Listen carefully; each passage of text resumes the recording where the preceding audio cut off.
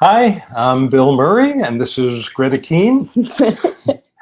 We're therapists in Brooklyn, New York, and we're happy to welcome you here to our initial Facebook Live broadcast, where we want to talk to you about 7 steps for using a pause to end a fight. Right, because that's one of the tools we use in that we've developed after a lot of research, both in our own conflicts and in working with the conflicts of the couples that we see and the individuals that we see. So we've developed tools, and this is one of them. Yeah. So we're talking about fights, but we want to say this, that not all fights look like pots and pans and loud voices. There are other kinds of fights as well. Right. There's the silent seethe, the I'm not talking to you and I'm going to just ignore you and I'm going to avoid confrontation because I don't like fighting, but it is a kind of what we call activation. Right. That's what all the different kinds of fights have in common, is that inner experience that you know very well of when it feels like your muscles start to tighten, your jaw clenches, and you get more and more activated, right? It's a good word. And sometimes that activation results in a volcanic explosion, but other times it's that shut down and go numb, right? And avoid. Because the major responses to threat are fight, that's the fight part, flight, avoidance, freeze, which is that shut down, I'm going to not do anything until the danger passes, or another one we call fawn, really supplicate. Yeah, oh, it's okay, right? Oh, right. So those, which is that, but you're still upset, right? But you're trying to make it safe by fawning and kind of placating. Yeah. So each day for the next 7 days, counting today, we're going to tell you about one of the steps that we've come up with for how to use a pause to end a fight. We have lots of tools, but here's one that we think is practical. And at the end of this series, we're going to make an opportunity for you to get a copy of a PDF that has all this information on it, and additionally, a place for you to process your own pause, so you can use the tool to end a fight that you're actually having. And come out with constructive communication, right? Because we say that an activation means something important is going on, and that you can use it as a way of saying what's happening. And after you use our 7 steps, you'll be able to know more about yourself, more about the person that you're having the conflict with, and you'll be able to really negotiate in ways that make changes, not just getting back to the same old fight all the time. Right. Okay, so here's step 1. Hey. Notice that you're activated. Right. And I'm going to put that on the screen. Now, this is what we're talking about. 7 steps for ending a fight. But here now is the first step, is notice that you're activated. And that may sound simple or, unrealistically simple, but it's not. Because once you start getting activated, you kind of lose track. Right. So what are some of the ways that you can tell if you're activated?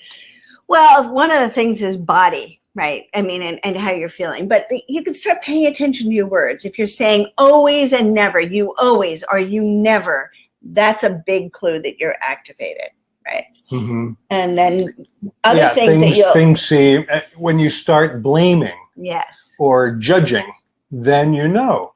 When the theme of the fight becomes I'm right and you're wrong, then you know you're activated. And you assume that you know what the other person is thinking and feeling, and what the action that they just took that's getting you upset means, right? And it's so you're telling the other person what it is they're doing, thinking, feeling, and that's not so in the calm of the moment now, when we're all in our right minds, it's easy. Well, it's easy to think, oh yeah, I know what it means to be activated. Once you get activated, you forget that and you get kind of tunnel vision. So step 1 notice when you're activated. And you can practice it every day. We get activated several times a day. Nothing wrong with it. It's not a bad thing. It means pay attention. Yeah, something important is happening. So start noticing when you're activated. Okay, step number 1. Right. So step number 2 is what? Are we going to go through all the 7 steps? Nope. We're talking about step 1. So then why are we going to step number 2? Well, it's not really step number 2. Oh, it's step number 2 of step number 1. Yeah, it's the second part.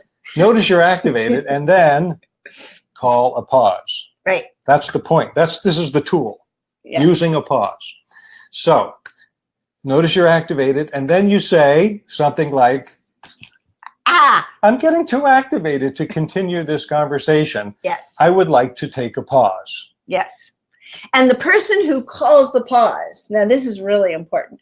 The person who says, can't keep talking, can't keep doing this, I need to time out, because that could actually be upsetting to the other person. Mm-hmm. They have to be also the one that declares when you're going to resume the conversation.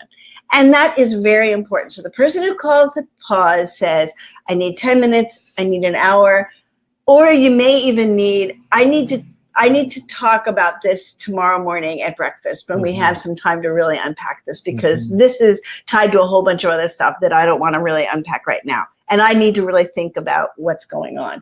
Okay. So, but then the person who calls the pause has to also be responsible for saying, okay, I'm ready. Here we are, right? Yeah. And for this to work, the other person in the relationship needs to agree. Okay, I'm going to go by these rules. You call a pause, I will stop, and I will give you the 20 minutes or a half hour or till tomorrow morning.